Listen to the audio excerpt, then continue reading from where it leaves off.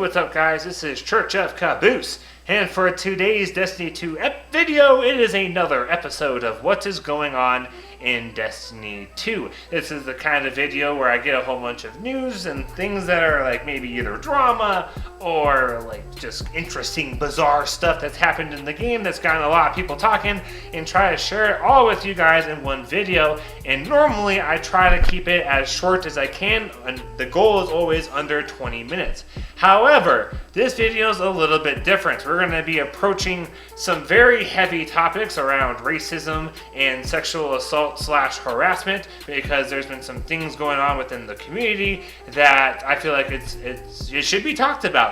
And so this is kind of I guess a precursor when my wife says it should be called a trigger warning at the end, so not for a while, at the end of the video, and I'll have like a big old screen being like, warning, that's the next thing we're talking about, so we'll have a little bit of time to hop off if you feel like you will be triggered by it and like it will hurt you, put you in some emotional distress that you don't want to go through. I'll give you plenty of heads up with all of that. But first, we're going to talk about the normal kinds of Destiny 2 sorts of stuff. And before we get too far into it, if you do enjoy the video, whether it is from the parts leading up to the warning, or the stuff after, whatever, or all of it, then make sure you click the like button and share the video. If you do want to see more content by me, make sure you click subscribe and ideally hit the bell, because YouTube algorithms are weird as hell and you might miss a whole lot of stuff. You never know. I'm going to see about trying to consistently upload on Saturdays. That's going to be kind of my new goal for the channel, with having to work full time and all that stuff. So make sure you're checking in on Saturdays, because maybe I'll have a new video up. Lastly, I have a clan. It's called Vengeful Lunas. A couple of us got fed up together and we created our own clan. So if you are in need of an Xbox clan and potentially some PC, we have some PC folks. That could be a thing too. Then make sure you guys join into our Discord, and we'll get you all set up with a clan link. Not to be mistaken with my Church and Friends Discord. The Vengeful Lunas Discord is for the clan. My Church and Friends Discord is for YouTube community folks only, not so much at all for a clan. Okay, so the first bit of news, it all relates around this new season. The season of Arrivals dropped about 2 weeks ago, and since then we have already had some very interesting bugs and player behavior occur that I feel like is worth sharing with you guys. The first thing I want to mention is we had an interesting bug happen, and it's still going on, with the new exotic grenade launcher Witherhoard. What happens is if you have a full fire team of 6 in a raid, or if you do 3 in a dungeon, you can beat those dungeon and raid bosses crazy quick. I'm talking 1 phase damage phase with 1 tether for Garden of Salvation. It's something clear. I cannot imagine that this is intentional, that Bungie was like, hey, we want this gun to be insane like this. I can't believe that was the case. So hop on into the game, use that Witherhoard, and try to have a little fun with the weapon before Bungie inevitably nerfs it, even though, you know, the Garden of Salvation boss is pretty long and boring. Yeah, that's I much prefer the 1 phase option. The second glitch that happened was with Trials. Surprise, surprise there. The first weekend of Trials got disabled. So that was for this season. What happened was the first Friday, people got flawless. They went to the lighthouse and couldn't get the rewards. There were no rewards available for all those folks going to the lighthouse for flawless. Now, Bungie's solution was, we're just going to disable Trials indefinitely. So there's a lot of buzz going around. Ooh, is Trials just not coming back to the fall? Because there was a lot of folks, especially some of the bigger stream content creator peoples, that were like, hey, Bungie probably shouldn't bring back Trials to the fall, because it's really lacking and bad. Like, why would you want to have all this bad news around Trials when you have this huge and supposedly wonderful expansion coming in the fall? Because Trials failing is going to kind of undermine that a little bit. So folks are thinking Trials is going to be gone, and it's back. It's back. As of June 19th, Trials is back, and we're all set. So hopefully you guys are able to get into Trials if you want. And if any of you guys got flawless last weekend, the first weekend of Trials for this season, and couldn't get your rewards, I am really sorry. That must have been a huge, huge, huge letdown. and I just feel really bad for everyone that was affected by that. One of the last things I wanted to talk about from this season was we had a very interesting strategy for powering up occur. One of the ways that you can, I guess, take advantage of this new season is umbral engrams. These engrams can give you weapons, armor, you can focus them into being whatever you want with the prismatic recaster in the tower next to Drifter, and they also can be pinnacle drops, or at least give you higher lights than your current gear does. And what happened was people realized the armor umbral engrams dropped at significantly, like a pinnacly high power above the rest of your gear, and you have chances of getting these umbral items by completing activities such as forges, nightmare hunts, nightfalls, the new contact public events. And so folks found the path of least resistance and realized they could lower their power to 750, load into a forge, and be AFK. So people will lower their power, so they're all likely to team up together and just be inside of the Forge playlist for a very long time. They could be asleep, cleaning their house, whatever. Point was, they weren't playing. And when they would come and check in on their character, they would have a good chunk of engrams, turn those umbral engrams into armor engrams, and boom, they were flying through the ranks. Now, a lot of folks were hating on this. There's a lot of streamers like, oh, that's not how the game's supposed to be played. And then you had other people that were like, well, I mean, it's kind of Bungie's fault. Don't hate the player, hate the game, so whatever. Personally, I didn't care. It's like, you know what? I paid money. I want to play. I think it's kind of weird. Also, if you get really used to leveling up so you could do something like a dungeon, but you don't really play, like, how useful you're going to be in like the new dungeon if you're not used to playing. Like, that was kind of my philosophy with the whole thing.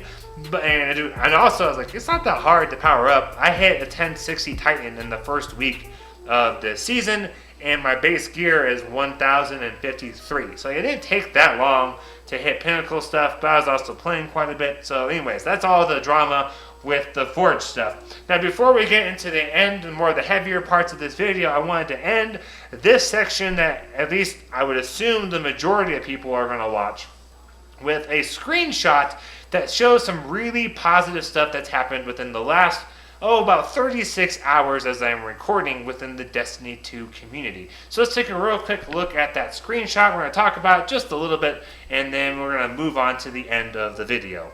In 36 hours, the Destiny community has raised over 800,000 in a 4-hour block for St. Jude's. That's in reference to the Bungie's charity stream that they do, to my understanding, every year. Then we cheered a Black Lives Matters donation initiative from Bungie, meaning that the Bungie has this initiative they put together, which we're going to talk about more later, and the community as a whole was pretty excited about it, and rallied around its women to support them and share their stories. This is why I'm proud to be a Guardian. Those last two bullets on there are what we're going to be talking about probably the most, and there's going to be a little bit of Pride stuff coming up as well. So we're going to talk more about the Pride and the Black Lives Matter donation initiative before we move on to the rest of this. So if you have any kind of, I guess, anxiety or any kind of headspace issue when it comes to talking about the racism and police brutality and stuff that's been going on, this might be a decent time to just kind of skip forward just a little bit. But it's not going to get crazy specifics, so that's why I'm not putting any kind of a warning other than just verbally letting you know. So Bungie's doing a pretty similar thing with the Black Lives Matters initiative that they do with Pride. Every June, Bungie has released a pin that you can get to show your support of Bungie and their efforts to work with Pride, and it's with an organization they donate to called It Gets Better. And they give money based off of, like, if you spend $40 when you get the pin, they give a certain percentage, if not all of it, to that organization to help them with their works and efforts with those that are in that GRSM community, which stands for Gender, Romantic, and Sexual Minorities. Bungie has then sent out an emblem so you can show that you supported Pride in game and not just have the pin. And so it's kind of a cool thing that Bungie did, and let a lot of people really show that they support each other. And I thought it was just a really, really cool idea. Now, Bungie has expanded that for Black Lives Matters, and they're using pretty much the same format. You buy The pin is $40. Some percentage, if not all of it, will go to Black Lives Matters, and then you'll have an emblem that you can show in game to show for your support. I highly encourage you guys to think about if those things are something that you would want to spend some money on to use. Maybe not so much because of the emblem. I think something like this is a little weird to be like, yeah, give money for the emblem. Like, if you're not into the cause, then I wouldn't be worrying about giving money to the emblem. I plan on getting it, but I just wanted to share with you guys that's what Bungie is doing. This whole stuff going on around the United States, especially. I know there's protests all over the world. It's been rather nuts, but appropriate. Well, the protesting at least with, hey, police, like, your guys are doing bad things. Like, you need, like, knock it off. Like, we have rights, we're people too thing has gone international. People are protesting about American policing across the world, and there's just, it is not an easy time for anyone. I have folks that assume I hate police, and I'm like, no, they just gotta be held accountable. But I'm also, as you guys probably know if you watch any of my videos, a white guy, and so it's kind of weird trying to talk about it. So I get they do terrible stuff. Not all cops do all this stuff. I'm not trying to say it's 100% of cops. I'm not even trying to say it's like a majority of cops. It's just obviously happening in more than just isolated incidents across the whole nation, and it's gotta stop. So I plan on supporting the Black Lives Matter initiative. My wife, who also plays in game, I believe she's planning on getting herself a pin to show that we're with all of that. And so I just want to let you guys, I guess, really be aware. Bungie has been really vocal about being with, I guess, more or less what I would view as being the moral and the right place to be, which is something needs to change. It's not okay to have in moments like George Floyd, I will admit, like, until George Floyd's murder, I would see videos and stuff and usually be like, well, you know, there must have been something happening before it, because I was trying to be a cop myself. My 4-year bachelor's degree is in criminology and criminal justice, and so usually I'd be like, well, you know, the videos, like, things are taken out of context, like, who knows? But with this George Floyd thing, I was like, okay, enough is enough. I can't keep just being like, well, and clearly with that whole incident, there's nothing that justifies 8 to 9 minutes of a lethal chokehold because the officer was doing it wrong anyways. I know how you're supposed to do it, and he wasn't even doing it the way you're supposed to do that hold. So I hope he goes to jail for a long time, like, because, you know, I don't think Minnesota has the death penalty. Anyways, so now let's move on from talking about Black Lives Matters. Hopefully you guys can all show your support for that down below. I'm sure I'm going to get some hate in the comments, but, you know, whatever. My view is you're there to serve and protect. I've lost job interviews for police departments where it was heavily implied that it's because I wouldn't shoot someone in the back without having what I would deem adequate cause to use something like lethal force. I wouldn't smash in car windows to issue a speeding ticket unless there was some dire circumstance around it. And then the big kicker was at least a department, if not more, didn't like that I would turn in a superior for stealing or doing something else unethical if they didn't take the opportunity to fix it themselves. After I was like, hey, I think you forgot to pay for your coffee. And after that, I'd be like, all right, well, gotta tell someone that you were unethical. So anyways, all right, this leads us on into the trigger portion. We're going to now be talking a lot about, I guess, really a sexual assault / harassment that has been accused on a big streamer. Someone I actually happen to have watched hours of myself and really in the past enjoyed his ideas and how he did things with his channels and different platforms. So this is kind of like a big, long warning, because I know, like, my wife, for example, she said it's okay to refer to her. She is a survivor of rape. So that's we're going to be talking a lot about that. So hopefully that 15-20 seconds or so of a heads up to you guys was enough. If you feel like you can't watch it or just need to skip over it, I was going to the sum is going to be stuff has to change. People need to stop questioning things. We need to figure out better ways of doing things, and guys, we have to stop with all this stuff. So that's enough info for you to be like, yeah, I want to support this guy and his message, and go ahead and share it, like the video. It's not going to necessarily be individually attacking This specific person is going to be more facts about what happened according to the accuser, and talking about my thoughts and how we need to try and handle this whole thing. Alright, hopefully that was long enough of a trigger warning, and we are now going to be getting into more of the details. I want to pause here for just a couple seconds, so that way you get even more time to hit pause, stop, close out, whatever you feel like you gotta do if that is describing you.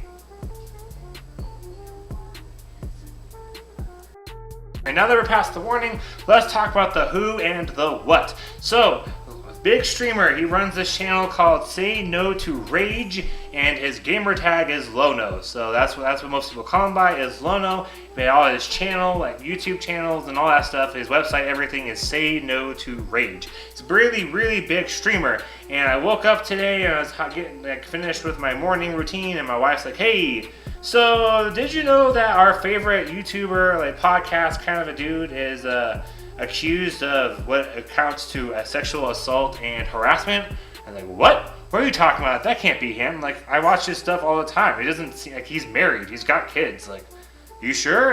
And my wife's like, "Yeah, read this." And so the link to that letter is down below. I'm like, holy cow. And then, of course, what happened is what I figured would happen when she mentioned it, is then we got people raining in hate of,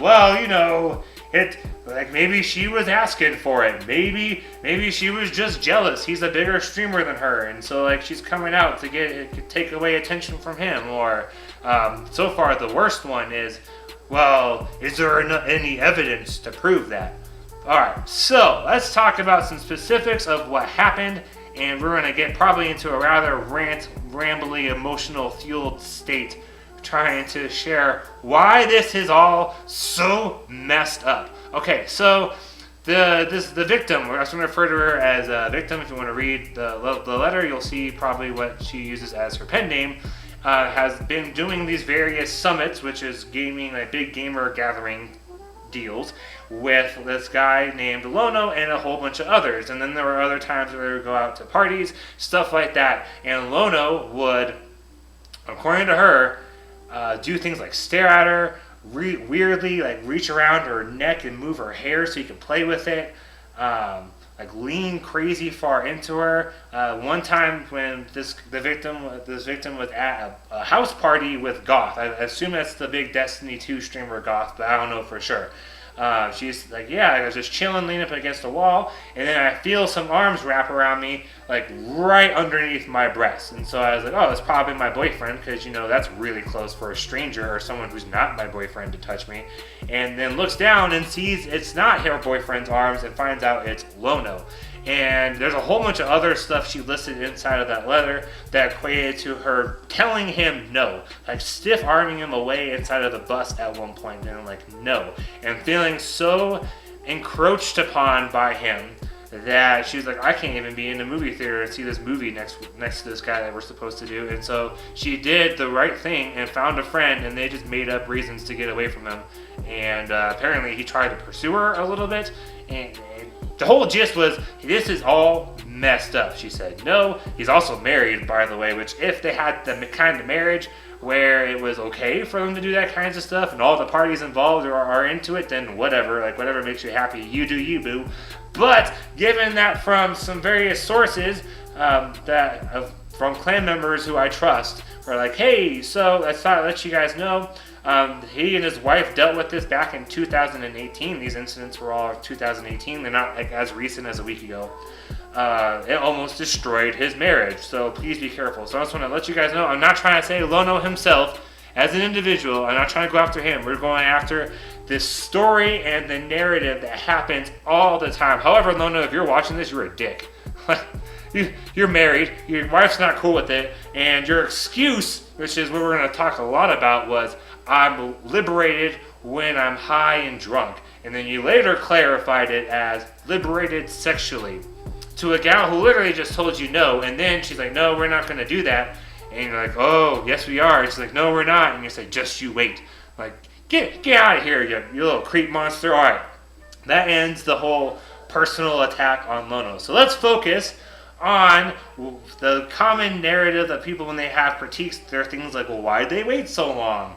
Well, I mean, he was high, and he it's okay because he was high, and then, wow, is there any proof it actually happened? So we're going to first start off with the whole statement of that he said of I'm liberated. I'm only liberated when I'm high and drunk. So if you happen to live in a state, Lono, where smoking is legal, then, I guess whatever, you do you. But since that's not necessarily all of the states, you might have outed yourself out as illegally smoking. Who knows? I don't know if that'd be usable in court or not. No clue. I even think she necessarily wants to take this to court. Because from what I can tell, she just wants to do what most people want, is she just wants you to know you were an asshole and she's feeling really hurt by it and it's had a big negative impact on her life. That seems to be what she wants. So I hope you at least got that message out. And if I was her boyfriend, because my wife is a survivor of rape, and if it had happened anywhere close to when we were meeting and she would have done it, I'd try to get her to press charges on the guy that raped her. And if I was this victim's boyfriend, I'd be doing the exact same thing to you. And I hope to God he is, because she deserves some kind of actual closure instead of writing a letter. And she's probably writing a letter because of all the stuff we're about to talk about, because of people thinking that it's just made up and not real. Your excuse was, I'm like this because I'm high and drunk. Like, you know how you got that? That only applies to smoking cigarettes, you ass butt. Like, if you were gonna be all like, well, I only smoke when I drink. Whatever. If the people around you don't care about the cigarette smoke, fine. If they do, they can move. As long as you're smoking in the designated area or wherever the house owner is like, yeah, I don't care where you smoke. That's one thing. But to be talking about groping strangers, or maybe not just necessarily strangers, but the people that you're not in a romantic relationship with consensually, because you're high and that's just how you get when you're high and drunk, that is the dumbest, weakest crap I have ever heard. Like, grow up, dude. If you know that's how you're going to be, then don't freaking drink and smoke around people. Like, if that's what you need to do to get it on with your wife, then I guess I feel bad for your wife, because that's a weird way to have to get turned on and intimate to do stuff with your wife. But that's probably the only person you should be doing that stuff around. Maybe you should not be a social drinker and smoker. Then just do that in your house, and I guess that's your aphrodisiac for your poor wife. So, and people will do this for a lot of stuff. Oh, I only do such and such when. Then don't do it. If you're going to look at legal doctrine from my degree, and when I took legal analysis, there is such a thing as intent because you perform an act that you know makes you more in a certain way. So, for example, if an alcoholic gets into a car crash and they weren't literally forced to have the first drink, they could improve intent because, you were intended to get drunk and this happened, and they can escalate things. The same kind of a deal applies to you just hanging out with people. Like, if you know you get all handsy and creepy as hell, you might just need to beat one out, man, before you go and hang out with people. I don't know. If any of the kids are watching, if I haven't said this yet, parents, please, stop. Don't let your kids watch. Hopefully I remember to go back and put a text overlay saying, don't let your kids watch this or listen to this next part.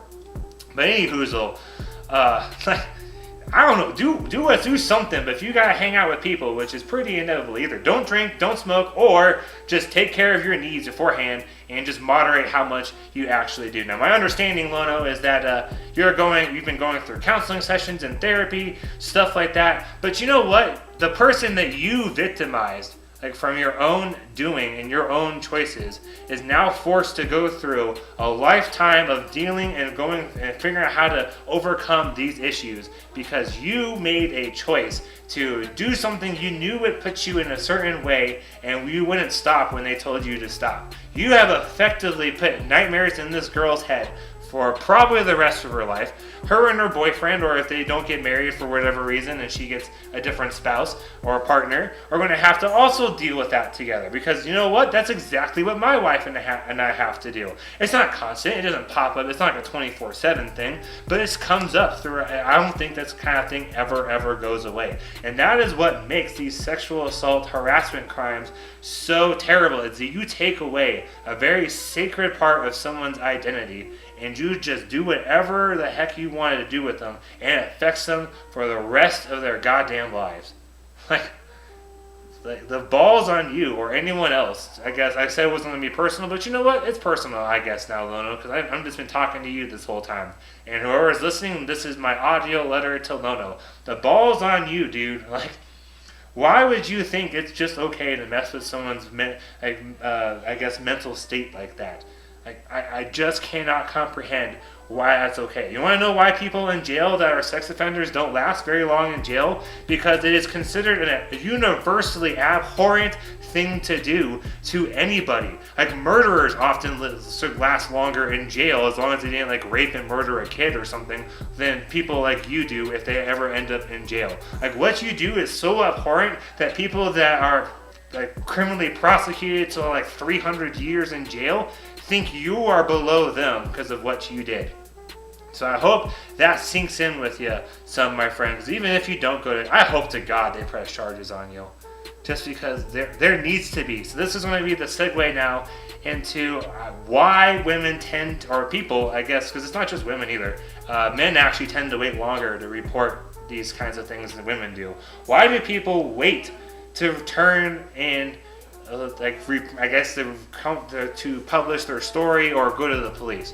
Well, there's a bunch of factors, but one of the main ones is exactly what's happening right now. There's people on Twitter being like, oh, well, maybe she deserved it. Oh, maybe was there any proof? Stuff like, who wants to turn stuff in and deal with all of that when it inevitably happens every single time? My wife didn't want to deal with it. This victim didn't want to deal with it. And that's just 2 out of basically 90+% of people that don't turn in or go to the police right away. Another big factor is oftentimes these victims will actually ask themselves, did I do something to make this happen? Like, is this at all my fault? Did I like lead him on at all? Or lead him or her on at all? Was it like I'm just overreacting? Like, the victim that wrote the letter talked a lot about trying to make sure that she wasn't overreacting and was nervous to tell her boyfriend.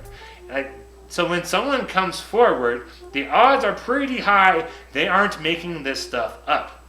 And I think it's you're pretty lucky, Lono, that she's not gunning for jail time or for your house. Like, if it was me, and if she watches this, girl, sue the pants off of them.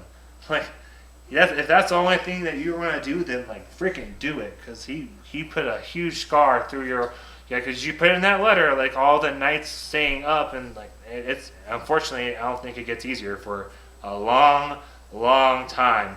So that's one of the reasons why women tend to wait so long to come forward. And I have just been super impressed with the Destiny 2 community. We have the community managers like DMG talking out about this. Cosmo's like, well, we haven't worked with him in a long time, but we're never working with him again. And I know in his streams he's been like, hey, I could do stuff for Bungie, or maybe not necessarily me, but like I do it. Like, these are things they should do. I don't think they're going to touch you with a 1,000-foot pole now, dude. There's also tweets and stuff saying that maybe you've been doing this for a long time. There's other people that have come out saying that you've been doing stuff like this forever. Well, I guess not literally forever, but for quite a while. And this is not just some unusual isolated incident or just an issue of it being one person. So allegedly, you isolate women to get them by themselves or in a kind of secret area, and then you do all this crap to them. So you do, oh God, I'm knowing this rambling, so I just need to probably just end this.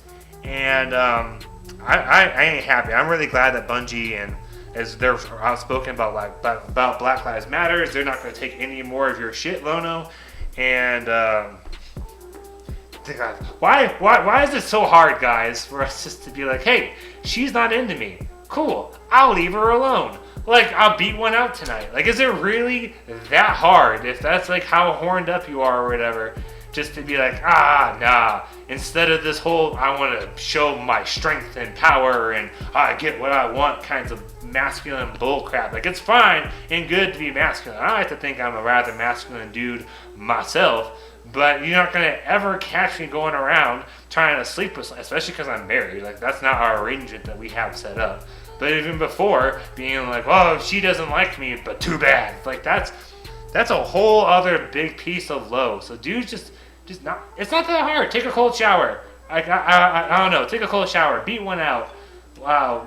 Rent a porn video. I don't know. Do something, anything besides assaulting and messing with a human being for the rest of their life. And the last thing we're going to end this with is, if you read the letters and stuff, you might be like, well, then why are they not using the words assault and harassment when she's writing this stuff?